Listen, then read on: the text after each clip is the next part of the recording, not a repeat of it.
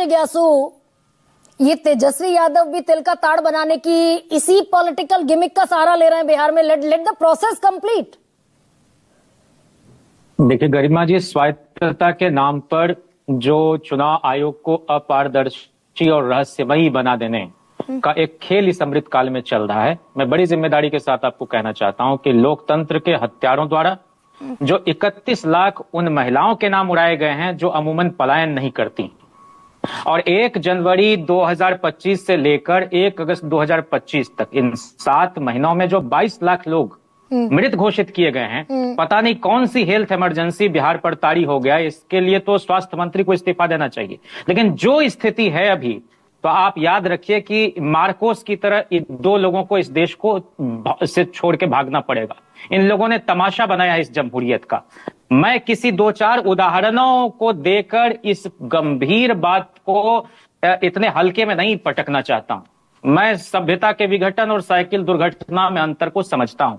इसलिए हमारी तो चिंता उन 65 लाख लोगों को लेकर है जिनमें बहुत तेरे लोग अनावश्यक रूप से मतदाता सूची से उड़ाए गए हैं। शीतल जी अभी कल की हियरिंग का हवाला दे रहे थे।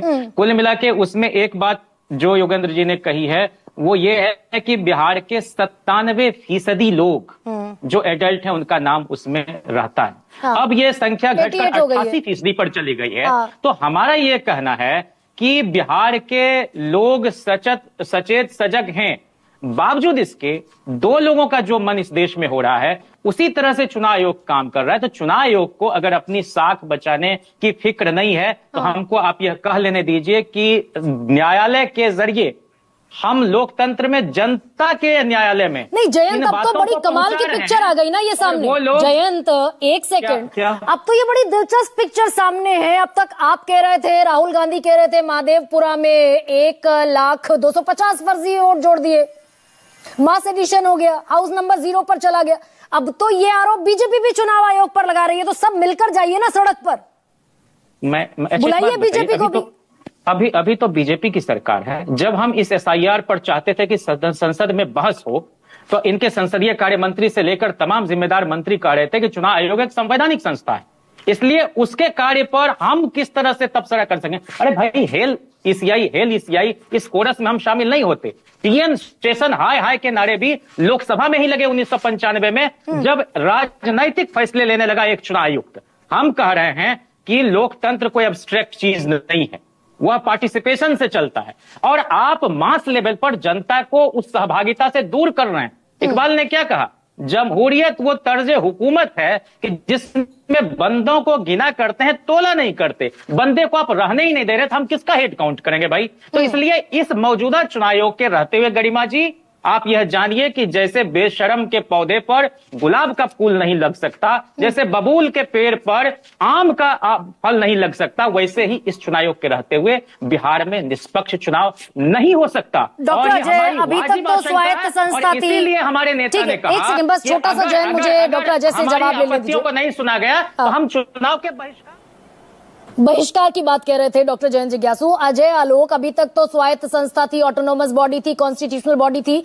आज तो आपने भी उसी कॉन्स्टिट्यूशनल बॉडी की धज्जियां उतार कर रख दी, अनुराग ठाकुर ने। आप भी सेम ग्राउंड पर आ गए। बहुत छोटा सा जवाब दे दीजिए। देखिए, सबसे पहली बात जयंत जी समझ जाएं कि बेशर्मी का पौधा किसी और के घर में नहीं लगता, बेशर्मों के यहाँ ही फलता है। दूसरी बात, हमारे लोकतंत्र को बार बार जमहूरियत कह के अपने ख्वाबे इंताज को जो अंदाज बयां कर रहे हैं, उससे पता चलता है कि इनके लोकतंत्र में कितनी आस्था है।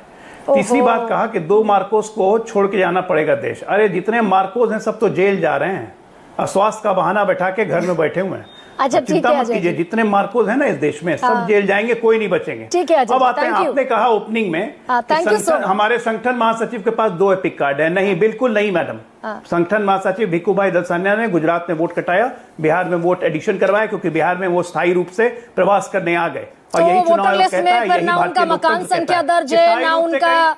वोटर लिस्ट में मकान संख्या होती, पता होता, अगर भिक्खूभाई दलसानिया जी ने वहां से अपना कटवा लिया वोटर कार्ड और यहां पर उन्होंने दर्ज कराया, तो सारी चीजें डिटेल होती फिर वोटर लिस्ट में।